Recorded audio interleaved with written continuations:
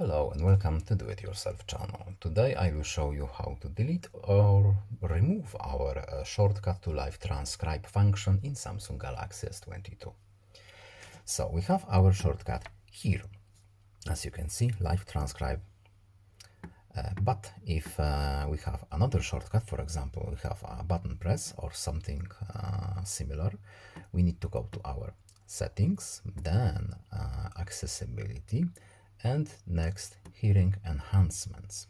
And at the top, as you can see, we have our live transcribe option.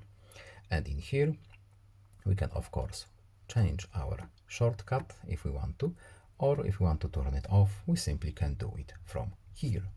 Alternatively, if we have our shortcut here, we can use edit shortcuts, then select actions, and we are looking for our live transcribe, and we can turn it off from here. As you can see, it's now gone.